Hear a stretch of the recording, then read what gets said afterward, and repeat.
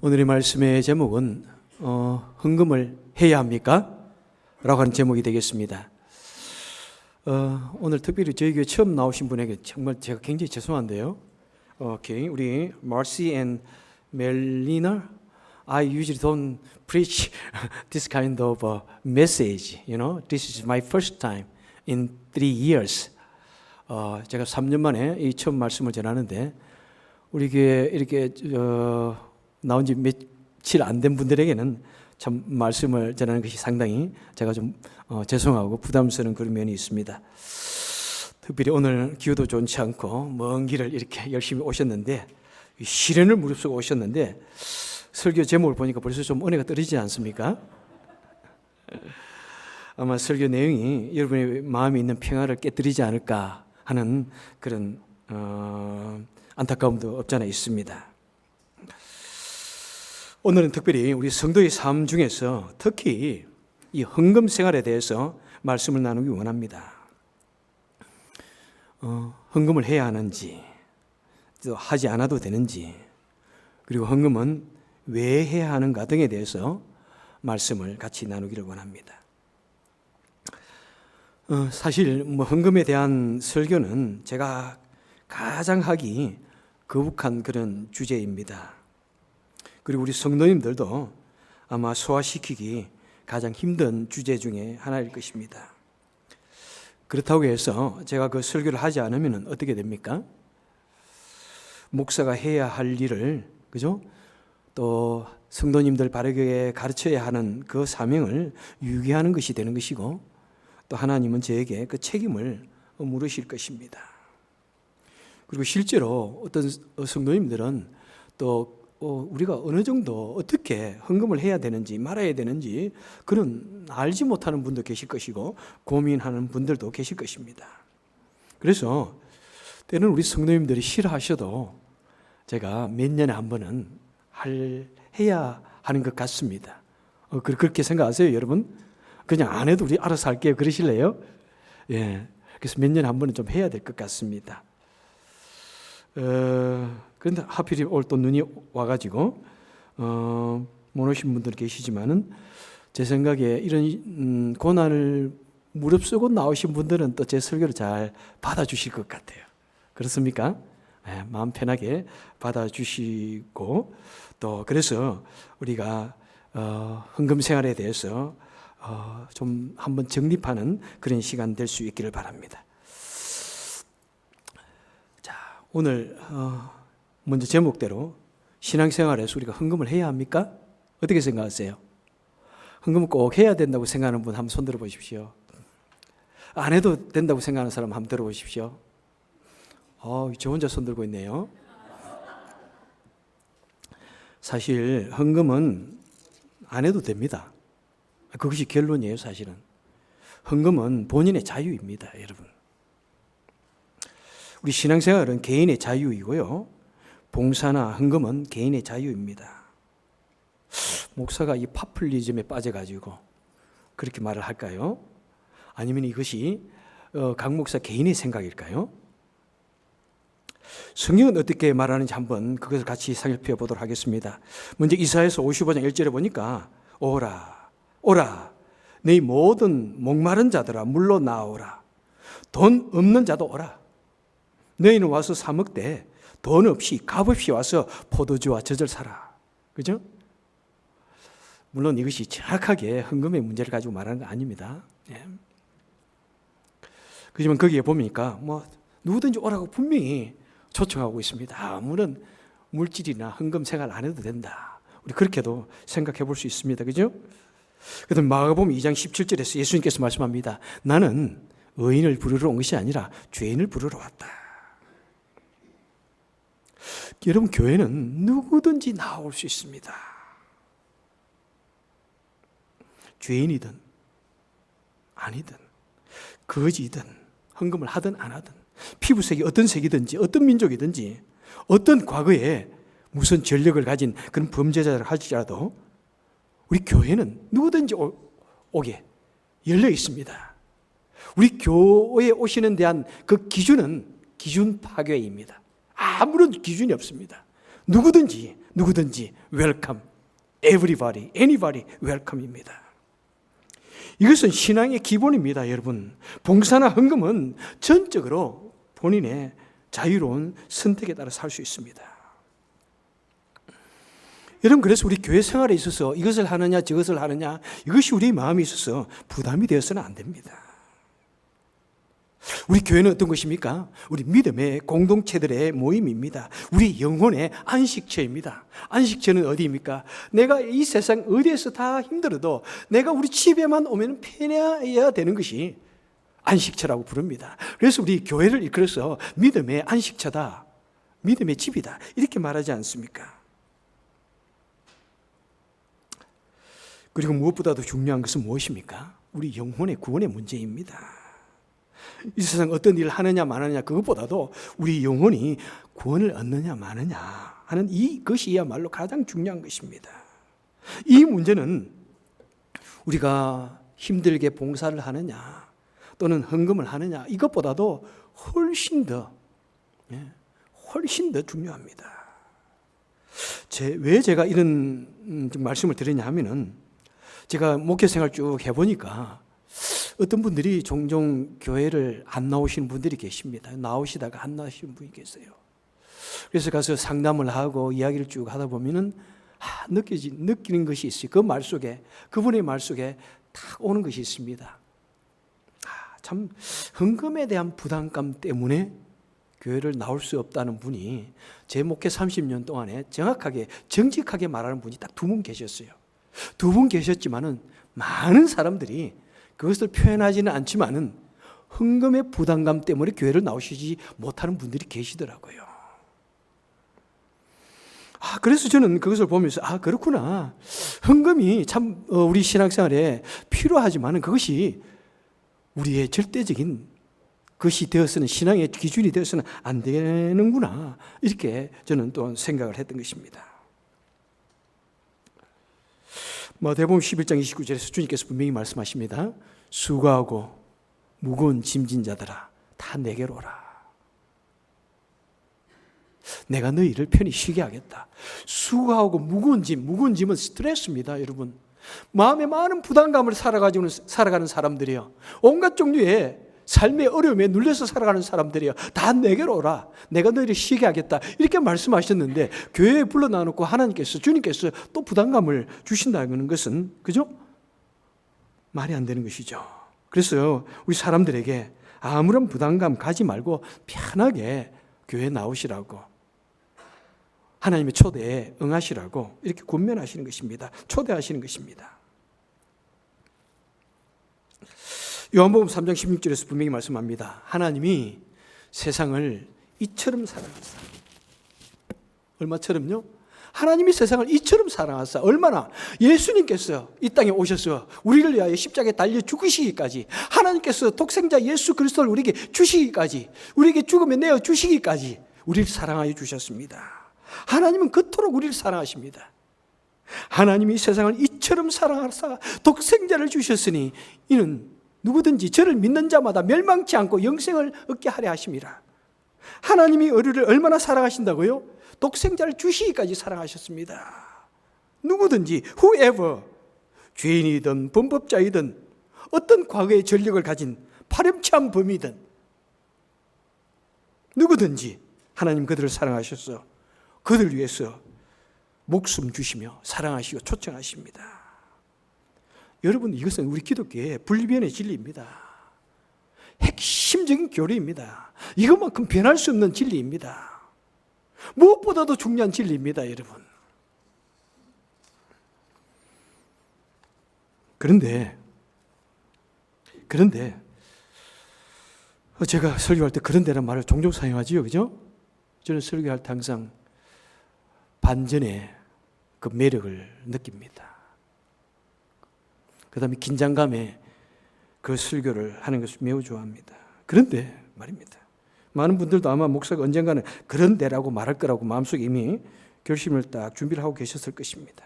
그런데 성경에는 하나님께서 사람을 향한 두 가지 종류의 진리를 말씀해 주십니다. 그 기대감을 가지고 있습니다. 하나는 무엇입니까? 누구든지 하나님 앞에 나올 수 있다. 하나님께서 다 받아주겠다. 어떤 사람이든지 다 받아주겠다. 여러분의 행위나 여러분의 인격이나 그것을 가지고 구원을 하든지 구원을 하지 아니하든지 하나님의 백성이 되든지 그렇게 하지 않겠다. 다 나오라고 이렇게 초대를 하십니다. 그런데 또 하나는 무엇입니까? 하나님을 믿는 백성을 향한, 성도들을 향한 하나님의 기대와 요구가 또한 있다는 사실입니다. 대표적인 것이 어디입니까? 바로 마태복음 5장부터 쭉 나오는 산상수훈입니다. 이 산상수훈은 특별히 하나님을 믿는 백성들에게, 성도라고 부름을 받은 사람들에게 주시는 말씀입니다. 자, 거기에서는 어떻게 말씀합니까? 상당히 하나님의 백성을 향한 그 기준이 굉장히 강력하고 엄격한 그런 수준을 요구하십니다. 어떻게 말씀하십니까? 너희는 원수를 사랑하라. 여러분, 어렵지 않습니까? 원수를 사랑하라. 솔직히 우리는 내 가족 사랑하기 힘들 때도 있습니다. 그죠? 내가 사랑해야 할 친구, 내가 사랑해야 할 사람, 그 마음에 조그만 그런 갈등이 있으면 그 용서하지 못해가지고 순식간에 얼굴 돌려버리는 것이 우리 사람입니다. 아무리 잘해줘도 말 한 번 어떻게 마음에 상처를 주면 머리를 돌리는 것이 우리 사람들입니다. 그런데 원수를 사랑하라니요, 나에게 엄청난 고통을 주고 아픔을 주고 심지어는 내 삶에 굉장한 데미지를 주고, 그죠? 내 가족에 정말 원수 같은 사람을 사랑하라고 주님은 우리에게 요구하십니다. 여러분, 그것이 가능할까요? 그런데 주님은 우리에게 그것을 요구하십니다. 예? 그리고 주님은 말씀하십니다. 야, 그리고 사람을 마음으로부터 미워만 해도 어떻게 한다고요? 아, 이거 내가 미워하고 있는데, 조금 미운 생각이 드는데 그것이 곧 살인이라고 이렇게 말씀합니다. 여러분, 무섭지 않습니까? 이 살인이라는 죄가 얼마나 무서운 겁니까? 그런데 내가 조금 미워하는데 살인이라고 이야기하고 있습니다. 내가 조금 다른 사람을 멸시해도 하나님 그것을 심판하겠다고, 나가라 하면 그 심판하겠다 이렇게 말씀합니다. 다른 사람을 멍충이라고 이렇게만 불러도 하나님 결단코 그것을 그냥 두지 않겠다고, 심판하겠다 이렇게 말씀합니다. 다른 사람을 향하여 음욕만 품어도 간음이라고. 이야, 이거 뭐 너무하지 않습니까? 예? 너무하지 않습니까? 아니, 실제로 무슨 죄를 지어가지고 남의 가정을 파괴하는 그런 파렴치분들이 얼마나 많은데, 내 마음속에 약간 그 음욕만 품었는데, 우리 인간의 그 본성인데, 그것이 그 때문에 이 생명이 life goes on, 생명이 가는 건데, 그런데 그랬다고 그것이 엄청난 죄를 지은 그런 사람들과 동일시한다니요. 하나님께서 우리를 향한, 믿는 자들 향한 이 잣대가 너무나 엄격하고 그 수준이 너무나 높은 것을 보게 됩니다. 여러분, 하나님을 우리를 향하여 어떻게 하시라고 말씀해 주고 있습니까? 이 헌금의 문제에 대해서는 어떻게 말씀하시는가요? 먼저 구약에 보면은요, 신명기 114절에 보니까, 14장에 보니까 너는 마땅히 소산의 11조를 드려라. 말라기 3장에 보니까 너희 온전한 11조를 창고에 드려라. 마땅히 드려라. 당연히 드려라. 온전한 11조를 드려라. 이야, 이거 정말 여러분 10분의 1이랍니다. 10분의 1. 10분의 1이 정말 너무 좀 지나치지 않아요? 사실 10분의 1이 더 되죠. 10분의 1 하다가 감사헌금, 절기헌금, 뭐 여러 구제헌금 하다 보면은 뭐 훨씬 더 됩니다. 여러분, 10분의 1이요. 1000불에서 100불 정도는, 100불은 또 할 수 있을지도 몰라요. 근데 10,000불 벌면 1000불을 해야 돼요. 와, 쉽지 않습니다. 아니, 꼭 하나님께서 우리에게 뭐 정말 마음 편하게 오시라든지 또 이런 건 또 왜 있는지요? 왜 11조를 해야 됩니까? 그런데 왜 헌금을 해야 됩니까?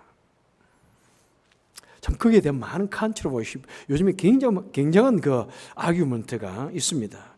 어떤 사람은 뭐 목사라고 불리는 사람조차도 11조는 구약 율법이기에 없어져야 한다 하는 그런 내용들이 참 많습니다. 구약 율법이라서 없어져야 한다. 그렇게 생각하십니까 혹시? 이것은 신학을 전혀 모르는 소리입니다. 신학의 계시의 발전사를 모르는 것입니다. 여러분, 구약의 율법이기에 없어지는 것이 무엇입니까? 율법이 폐하였나니 하는 것은 무엇입니까? 그것은 제사를 말합니다.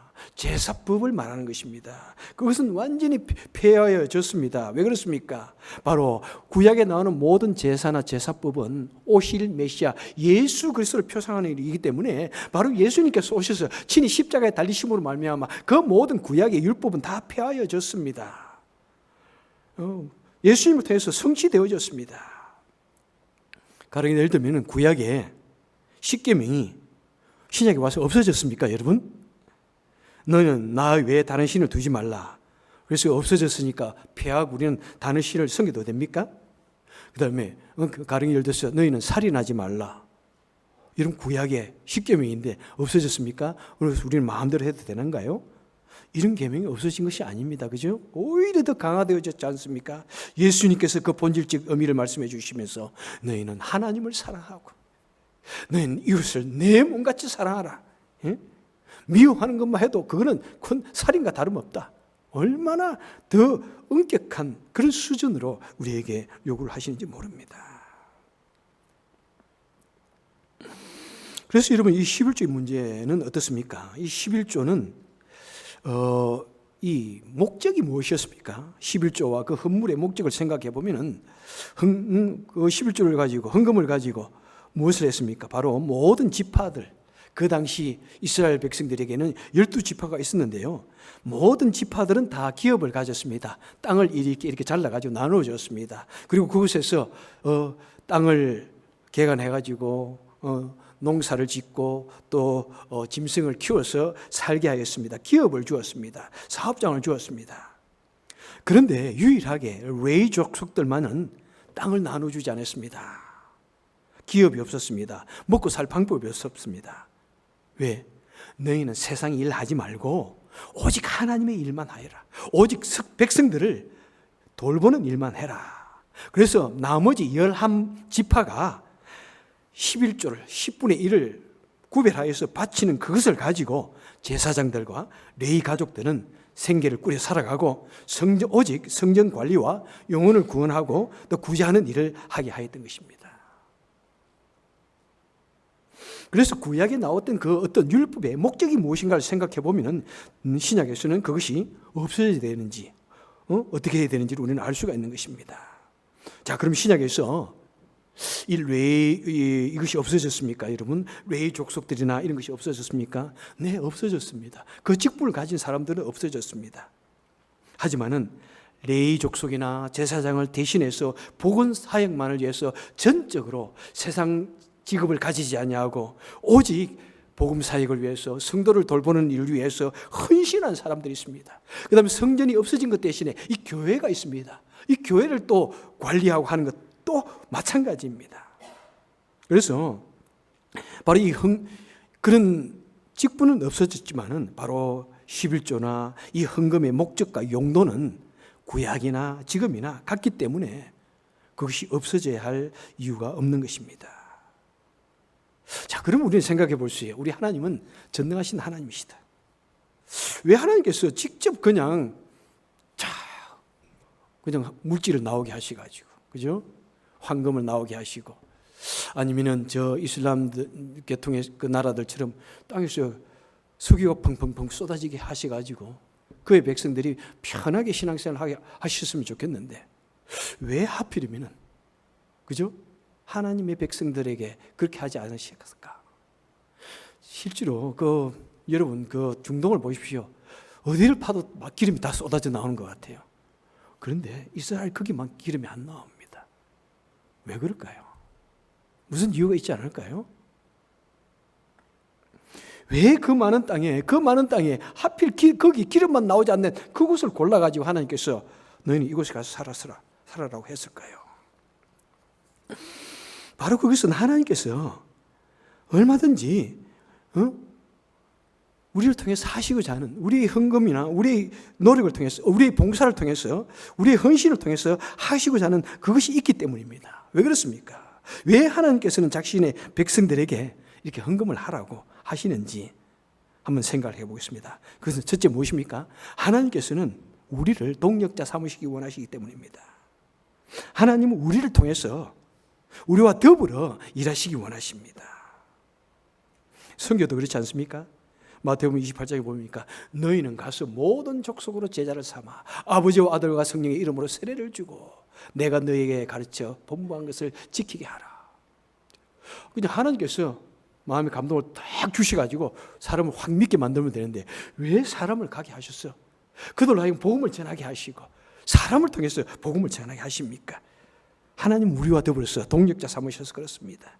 마찬가지입니다. 하나님께서는 이 땅에 복음을 전하시고 하나님의 일을 감당케 하시기를 원하시는데 하나님께서 그냥 석유를 펑펑 쏟아지게 하셔서 일을 하시는 것이 아니라 하나님 백성들의 그 수고와 그 헌신을 통해서 하나님의 백성들의 그 마음을 통해서 같이 더불어서 하나님의 사역을 감당하고 교회를 든든히 세우고 내 이웃을 내 몸같이 사랑하라고 하시고 내 이웃을 말로만 하지 말고 너의 것을 희생해서 헌신해서 너의 것을 나누어줘서 가난한 자를 구제하라고 이렇게 말씀을 하고 있는 것입니다. 그래서 우리는 단순히 헌금하는 것이 그냥 그렇게 해야 된다고 해서 하는 것이 아니라 하나님의 동력에 하나님의 사역에 동참하는 것입니다. 선교를 할 때 물론 선교사들이 기도에 후원자 이렇게 말하기도 하지만은 사실은 기도의 후원자 그것도 참 좋지만은 정말 물질로 돕는 것이 얼마나 정말 중요합니까? 그죠? 얼마나 중요합니까, 여러분? 하나님께서는 우리를 통해서 그 하나님의 사역을, 복음 사역을, 선교 사역을, 교회를 든든히 세우기 원하시는 것입니다. 그리고 또 왜 하나님께서는 우리 물질을 통해서 물질을 자꾸 바쳐라고 이야기합니까? 그것은 우리 사람에게 있어서 가장 중요한 것이 무엇입니까? 바로 물질이기 때문에 그렇습니다. 우리에게 있어서 물질이 너무 중요하니까 여러분 이 물질을 통해서 하나님께서는 우리를 바르게 세우시기를 원하시고 하나님께서는 우리 성도들은 물질에 대한 바른 가치관을 가지시기를 원하고 물질에 대한 바른 가치관이 세워지지 않고서는 우리가 하나님 앞에 나올 수 없기 때문입니다. 이 물질은 하나님께서 그의 백성들을 향하여 주신 축복이지만은 단 동시에 우리가 넘어야 할 시험이기도 합니다. 그래서 마태복음 6장 21절에 보니까 내 보물이 있는 곳에 내 마음이 있느니라. 내가 중요하게 생각하는 그 물질을 그 목표를 어디에 두느냐에 따라서 너의 마음이, 너의 영혼이, 너의 믿음이 있게 된다는 것을 우리에게 말씀해 주고 있습니다. 만약 우리에게 주신 이 물질을 가지고 내가 이 세상에 살아가는 그런 편안함과 부귀만을 추구한다면 어떻게 된다는 것입니까? 우리는 우리 모든 세상에 우리 마음을 둔 사람, 목적을 둔 사람이 되는 것이고 우리 사람들이 물질을 하나님 나라를 위해서 사용하고 희생하고 그 하나님의 나라를 위해서 사용할 때 그것은 그 마음은 바로 하나님 나라에 있게 되어진다고 그렇게 있는 복된 사람이라고 말씀하고 있습니다. 그렇습니다. 여러분 이것은 참 우리에게 주시는 너무나 도전적인 그런 말씀입니다. 여러분 교회는 누구든지 나오는 것입니다. 이것은 절대 진리입니다. 여러분 하지만 하나님께서는 또한 믿는 자와 더불어서 일하시기를 원하시고 우리를 향하여 바르게 살라고 하시고 우리를 향하여 예수의 향기를 드러내라고 하시고 또 우리가 너무나 소중하게 생각하고 있는 그 물질을 통해서 참된 희생의 의미가 무엇인지 알고 또 우리가 이 세상 살아갈 때 물질에 모든 소망을 두는 것이 아니라 영원한 나라에 우리 모든 가치를 두라고 우리에게 말씀을 하고 있는 것입니다. 그래서 물질의 그 헌금에 대한 자세를 이렇게 말씀하고 있습니까? 먼저 5절을 보니까 너희는 미리 준비하라 이렇게 말씀합니다. 즉흥적으로 드리지 말고 미리 준비하라. 여러분. 그래서 헌금하기 전에 오늘 얼마 드려야 되지? 즉흥적으로 이렇게 딱 보고 내 호주머니 얼마 있는가 그걸 이렇게 적당히 하는 것이 아니라 항상 미리 준비하십시오, 여러분. 토요일 날, 적어도 주일 날 교회 나오시기 전에 집에서 아내와 더불어서 가족이 더불어서 우리가 얼마를 하나님께 드릴 것인가를 항상 계산을 해가지고 그것을 미리 정성스럽게. 그래서 봉투도 왜 그렇습니까? 그냥 이렇게 드리면 정성이 아니니까 봉투에 넣어서 이렇게 딱 준비하여서 드리라는 것입니다. 그다음 7절에 보면은 하나님은 즐겨내는 자를 사랑하시느니라 이렇게 말씀합니다. 여러분 즐거운 마음으로 자원하여서 감사하는 마음으로 드려야 된다는 것입니다. 여러분 우리가 교회에 나와서 하는 봉사나 헌금 이것이 여러분 즐겁습니까? 내가 하는 봉사 이것이 특권이고 내가 드리는 헌금이 정말 축복의 시간이라고 생각하십니까? 만약 그렇지 않고 내가 하는 봉사나 이 헌금이 만약 부담스럽다 그렇다면 그 이유가 무엇인지를 한번 가만히 생각해야 할 것입니다. 만약에 말입니다. 우리가 부모님들이 자녀를 위해서 사용한 물질이 아깝다고 느낀다면은 내가 너무나 아까워. 내 자녀를 키우는 게 너무나 부담스러워. 이렇게 된다면은 여러분 그 부모님의 사랑이 진심일까요? 그죠? 진심이지 않을 거예요. 부모들은 자녀를 위해 다 줍니다. 그래서 한국에 있는 많은 부모들이 은퇴를 하고 나서 어려움을 당하는데 자녀들이 아버지 나 사업을 해야 돼요. 돈 좀 주세요. 그러면은 부모들이 자녀가 저거 틀림없이 가져가지고 망할 거다는 걸 알면서도 준답니다. 왜 안 주면 원수 되니까. 부모들은 인생을 살았기 때문에 내 자녀가 사업을 하든 안 하든 이미 딱 압니다. 저 경험도 없이 저렇게 고생도 모르고 저런 사업적인 머리도 없는 아이가 어떻게 할까 하는 그런 두려움이 있지만은 그래도 줍니다. 왜 그렇습니까? 내 자녀이기 때문에. 여러분 남자와 여자가 서로 만나가지고 사랑에 빠집니다. 그런데 사랑하는 남자를 위해서 여자친구를 위해서 물건을 쓰는 것이 아까우면은 사실 그 상대방의 그 사랑을 우리는 의심해 볼 수밖에 없지 않습니까? 그래서 상대방을 향한 이 희생을 한다든지 물질은 어떤 의미에서 무엇의 척도입니까? 사랑의 척도입니다. 제가 요즘 우리 아내를 보면서 우리 아내가 나를 옛날만큼 사랑하지 않는구나. 내가 확실히 믿는 것 중에 하나가 있습니다. 왜냐하면 옛날에는요, 처음에 만났을 때는 백화점에 가면은 다 옷을 하나 보면은 이렇게 내 옷을 먼저 보는 거예요. 옷을 해가지고 나에게 입혀놔놓고는 사라고 사주겠다 그래. 괜찮다 그러면 막 억지로 고집을 해가지고 사줍니다. 그리고 입혀놔놓고는 다 보면서 아주 흐뭇해합니다. 마치 엄마가 아들 보듯이. 그런데 요즘에는 행여나 내가 남자 색선에 가가지고 이렇게 보고 있으면 눈을 싹 째려봐요. 눈에 힘을 줘요. 내가 꼭 산다는 것도 아니고 저는 그런데 사실 욕심이 없거든요. 저는 저에게 있는 제가 전에도 말씀했지만 큰 교회에서 한 3년 있으면서 열 몇 불의 양복을 제가 주례해주고 장례식 하면서 주신 그것을 가지고 저는 평생을 살아갈 마음이 있습니다. 다시 하나로 더 사고 싶은 마음 하나도 없습니다. 그 대신 살이 빠졌다 쪘다 하니까 이제 그런 것 때문에 좀 힘들 때도 있지만은 전혀 저는 그런 것에 진짜 생각이 없습니다. 그런데 아내가 옛날보다 나를 사랑하지 않는구나 하는 생각이 들어요. 그리고 음식도 맛있는 걸 딱 해놓고는 내 앞에 안 놔놓고 애들 앞에 딱 놔주면 속으로 좀 마음이 상해.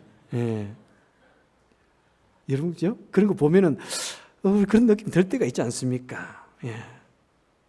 여러분 우리가 그래서 신앙생활을 하고 봉사생활을 하고 헌금을 드리는 데 있어서 무엇이 우선이 되어야 됩니까? 먼저 주님을 사랑하는가? 이것이 주님에 대한 사랑이 우선이 되어야 됩니다. 주님에 대한 사랑은 무엇입니까? 믿음으로 표현할 수가 있습니다. 내가 정말 주님을 사랑하는가? 내가 정말 주님에 대한 믿음이 있는가? 그것을 우리는 확인해 봐야 할 것이고 내 마음속에 주님의 그 은혜를 체험한 신비한 체험, 주님의 사랑에 감격한 일이 있는가를 우리는 생각해 봐야 할 것이고 그리고 우리는 또한 인간이기 때문에 내 생활에 어려움이 있으면 참 이 헌금하는 것도 쉽지가 않습니다. 솔직히요. 그래요? 솔직히 그렇습니다. 저도 아내랑 종종 그런 말 합니다. 여보, 우리가 만약 목사가 아니라면 이렇게 헌금을 할 수 있을까? 쉽지 않을 것 같아요. 저는 그렇게 생각해요. 하지만 목사이기 때문에 생활이 어려워도 무조건 해야 되고 그러다 보니까 그런 상황 속에서 하나님의 은혜를 저는 많이 경험했습니다. 여러분 만약 믿음과 사랑과 은혜에 대한 이런 모든 하나님의 은혜를 경험하지 못했다면 그리고 내 삶의 현 상황이 실제로 준비가 되지 않으면 우리 헌금 생활이 어려운 건 사실입니다. 믿음 생활이 부담이 되기가 쉽습니다. 저는 그런 순간에도 무조건 헌금하라고 말씀드리고 싶지 않습니다. 여러분 정말입니다. 만약 그런 어려움이 있는 상태라면은 한번 내 삶에 문제가 무엇인가를 한번 진단해 보십시오. 깊이 진단해 보십시오. 내가 하나님을 믿는 그 믿음과 사랑과 은혜가 아직도 많이 그 경험한 것이 부족한가? 내가 즐거움으로 봉사를 할 수 없고 헌금할 수 없다면 그 문제가 무엇인지를 정말 기도하며 고민해야 됩니다.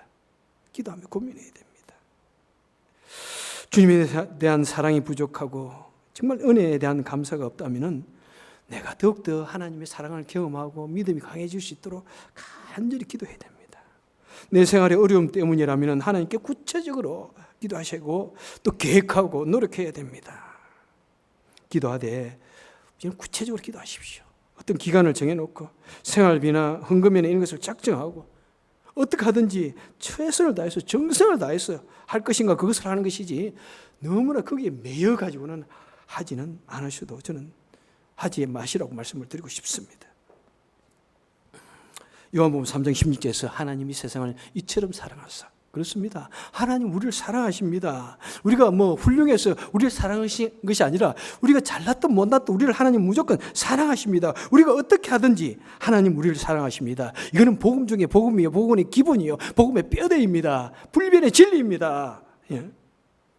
그런데 오늘 본문에도 보니까 하나님은 즐거이 내는 자를 또 사랑하신다고 이렇게 말씀하고 있습니다.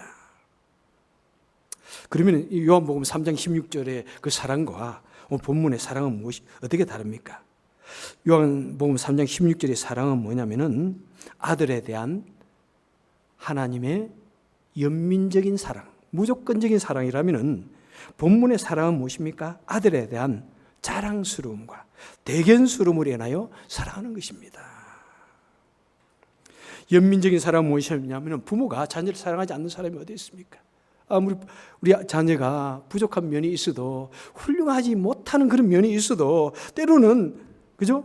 내 마음을 아프게 해도 부모가 자녀를 사랑합니다. 너무 사랑합니다. 그런 어떤 상태가 되어도 생명을 버릴 수 있을 정도로 사랑합니다. 이 아들이 나를 사랑해 주지 않는 것 같아도 우리 대부분의 부모는 그 정도까지 사랑하십니다. 내 자녀가 아무리 잘 키워도 내가 우리 자녀로부터 다음에 받을 몫이 없을 거야. 싹수가 노래. 그래도 사랑합니다. 그것이 부모입니다. 그런데요, 자녀를 향하여 자랑스러운 그죠? 사랑 무엇입니까? 대견함의 사랑은 무엇입니까? 우리 아들이 너무나 사랑합니다. 착합니다. 성실합니다. 참 사회와 하나님 나라를 위해서 훌륭하게 사용되어지고 있습니다. 부모에게도 너무 잘해줍니다. 주의를 향해 너무나 베푸는 삶을 살고 있습니다. 내가 보기에도 감탄할 정도입니다. 야, 그때 그 사랑은 무엇입니까? 자랑스러움의 사랑인 것입니다. 여러분, 그럴 때는 우리 자녀들이 얼마나 더 대견해요. 얼마나 더 사랑스러워요. 그래서 참된 효도는 무엇인가라고 했는데 어떤 사람이 그러더라고요. 자녀로 인하여 자랑스러울 때 참된 효도는 뭐냐면은 자녀는 부모를 자랑스럽게 만드는 것이 효도라고 이야기합니다. 그 다음에 마가복음 12장 41절에 보니까 가난한 과부의 헌금의 이야기가 나옵니다. 예수님께서 헌금함 앞에 가만히 앉아 계셔가지고 사람들이 어떻게 헌금하느냐를 보셨다는 겁니다. 여러분 좀 충격이지 않아요? 제가 여러분 딱 앉아가지고 헌금 얼마 했나 딱 저기 한다면은 여러분 기분 나쁘지 않겠어요? 그런데 예수님이 그러셨다는 거예요. 여러분 참 이상하지 않습니까? 그런데 가만히 보시더니 어떤 가난한 과부 한 사람이 와서 동전 두 입을 탁 던져 넣었습니다. 요즘으로 계산해 보면 1불 정도라고 이야기합니다. 그런데 주님께서 그 여인을 칭찬합니다. 야, 다른 사람은 자신이 많은 것 중에서 극히 작은 것을 바쳤는데 이 여인은 자기에게 있는 모든 생활비의 모든 것을 드렸다 하면서 그 여인을 결코 칭찬합니다. 얼마나 칭찬하십니까? 아버지는요, 누가 보면 나는 그 아버지는 방탕한 아들을 사랑했습니다. 그래서 어떤 모습이든지 그 아들을 받아주었습니다. 생명도 바칠 수 있었을 것입니다. 하지만 그 아들을 자랑스럽게 칭찬하지는 않았습니다. 하나님은 우리를 사랑하십니다. 하지만 하나님께서 우리 봉사와 우리 헌금을 대견하게 칭찬하실 수 있을까? 그것이 중요한 것입니다. 여러분, 우리가 믿음과 내 모든 생활 조건이 좋아져서 헌금을 해야 하지만은 때로는 그 반대이기도 합니다. 어려움 속에서 믿음으로, 하지만 믿음으로 또 하나님한 사랑으로 하나님께 드렸더니 또 하나님의 살아계심을 경험하고 또 하나님의 도우심도 경험한다는 것입니다. 바로 그것이 본문에 나오죠. 적게 심는 자는 적게 거두고 많이 심는 자는 많이 거둔다. 믿음을 가지고 내가 어려움 속에서 하나님을 향해 무조건 심는다는 것입니다. 하나님 나라를 위해서 사용한다는 것입니다. 그랬더니 하나님께서 그것을 보시고 우리 심은 것에 따라서 하나님께서 더욱더 많이 축복해 주신다는 것입니다. 바로 이것은 무엇입니까? 바로 하나님께서는 우리 하나님과 사람과의 그 인간관계의 빌드업을 위해서 그런 관계의 강화를 위해서 한번 그렇게 어려운 중에서도 이렇게 헌금을 드려보라는 말씀입니다. 좀 어떤 말을 들으면은 좀 마음이 좀 불편합니다. 그죠? 하나님? 그럼 내가 하나님 꼭 드려야 하나님 나에게 축복해 주시겠다는 말씀입니까?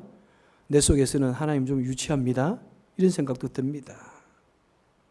하나님 꼭 그렇게 하나님의 사랑인가요? 하나님 내가 드리지 못하도 give and take 우리 사람 사이에 있는 것이지 하나님과 내가 그렇게 해야 됩니까? 우리는 그런 생각이 서운한 생각이 들 수도 있습니다. 왜 그렇습니까? 그것은 우리 하나님이 유치해서가 아닙니다. 바로 우리 사람의 수준에 맞춰 주신 것입니다. 우리가 유치하기 때문입니다. 예를 들면요, 강목사 사무실에 가면 캔디가 이만큼 있습니다. 좋은 퀄리티 캔디를 사놨습니다. 그리고 아이들에게 말합니다. 아이들아, 내 방에 와서 일주일에 하나는 내가 캔디 줄게. 왜 그랬을까요? 왜 내가 그 캔디를 가지고 아이들을 우리 방에 오게 합니까? 유치하게? 제가 유치하기보다는 우리 아이들이 유치하잖아요. 그렇게 안 하니까 아무도 안 와. 목사님 방에는 당연히 안 와. 그래서 이제 캔디를 주고 하니까는 한 아이가 캔디를 쪽쪽 빨고 있으면 몰려옵니다. 와서 목사님 안녕하세요 안아주고 이러면서 자꾸 아이들과 나의 그 관계를 빌드업하는 겁니다. 여러분, 이것은 하나님의 은혜를 경험해야만 알 수 있는 것입니다. 저는 때로는 목회를 할 때 사례를 못 받은 것도 있습니다. 사례를 받았지만은 우리 교회가 형편이 안 되니까 제가 그 사례를 디파짓 하지 않냐고 제가 수십 장을 가지고 있습니다. 수십 장. 그런데 정말 놀랍게 하나님께서 다른 방법으로 정말입니다. 그 몇 배를 저에게 허락하여 주셨고요. 우리 목회 제가 전도사일 때도 정말 어려웠을 때예요. 정말 어려웠는데 정말 그렇게 하면 우리가 당장 렌트비를 못 낼 그런 지경이었는데도 그냥 교회가 이렇게 건축을 하는데 저희들이 들었더니 참 놀랍게 하나님께서 몇 배로 우리에게 채워주신 그런 경험도 있습니다. 그러면서 우리 하나님과 우리 관계가 이렇게 자꾸 빌드업 되는 거예요. 그러면서 하나님의 살아계심을 경험하게 되는 것이고 하나님께 더욱더 가까이 가는 그런 계기가 되는 것입니다. 말씀을 맺도록 하겠습니다. 우리의 마음이 정말 즐거움으로 봉사하고 또 헌금하기까지 우리 믿음이 자라기를 원합니다. 그래서 교회가 더욱더 든든히 쓰고 하나님 일을 잘 감당하고 그래서 우리는 세계를 향한 복음 사역과 나눔 사역을 더욱더 충실히 감당할 수 있기를 원합니다. 하지만 성도의 길은 축복과 평안만 있는 것 아닙니다. 주님을 믿기 때문에 오히려 주님을 믿기 때문에 더 많은 시련과 고난도 따릅니다. 때로는 얼마든지 적당히 거짓말하고 모른 척하고 넘어가야 되지만은 성령께서 내 마음속에 계시기 때문에 적당히 넘어갈 수 없이 마음이 괴로운 그런 상황이 오기도 합니다. 주님을 가까이 하는 것은 때로는 십자가의 무거운 짐도 져야 하는 그런 순간이 있습니다. 그래서 하나님을 믿기 때문에 주어진 그 부담감은 거룩한 부담감인 것입니다. 축복된 부담감인 것입니다. 더욱더 하나님께 가까이 가기 위한 하나님의 백성이 가진 하나님 백성만이 가지는 사도 바울과 같이 가지는 그런 괴로운 하지만은 거룩한 그런 부담감이요 고민인 것입니다. 때로는 우리가 이 길을 갈 때 무겁고 부담되는 길이라고 할지라도 그럴지라도 우리는 주님이 주시는 은혜로 주님이 주시는 힘으로 우리가 더 가까이 가기를 결단하는 것이 우리 성도의 길입니다. 한번 우리 찬송가 364장을 같이 부르면서 한번 이 말씀을 결론으로 마치기를 원합니다. 여러분 우리가 얼마나 좋아하는 찬송입니까? 우리가 이 찬송을 너무 부르지만은 참 은혜롭게 부르지만은 그리고 예수 믿지 않는 사람들도 부르지만은 이 가사의 의미를 깊이 생각해 보면서 우리는 이것이 우리 일생에 우리 신앙의 고백이 되기를 원합니다.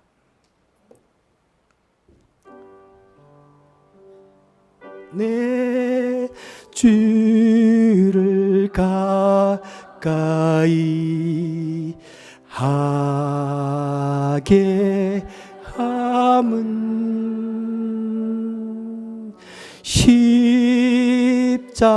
십자가 짐 같은 고생이나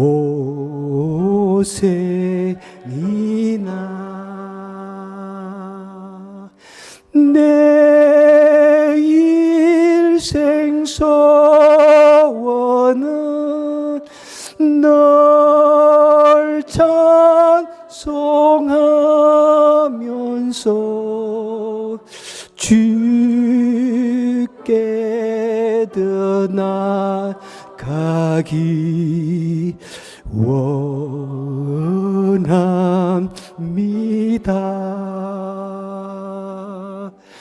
내 고생하는 것 예비야곱이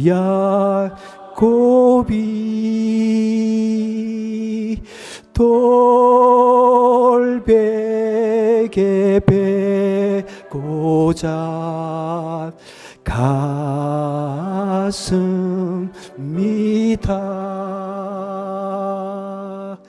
꿈에도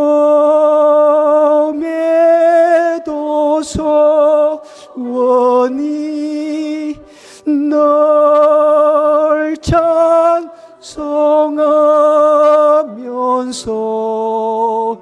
주께 더 나아가기 원합니다.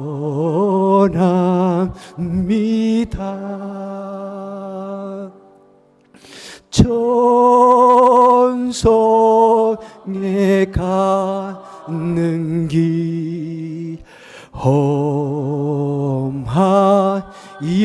험하여도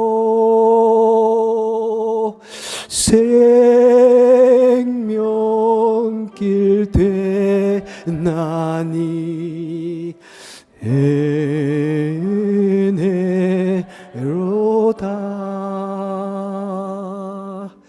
천사 날 부르니 널 찬송하면서 주께 더 나아가기 원합니다.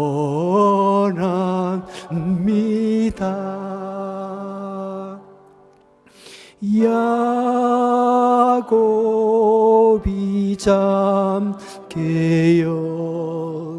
일어난 후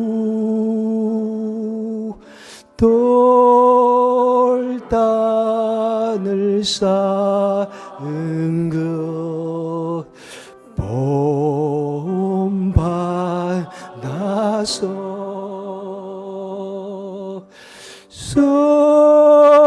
숨질 때 되도록 널 찬송하면서 주께 더 나아가기 원합니다.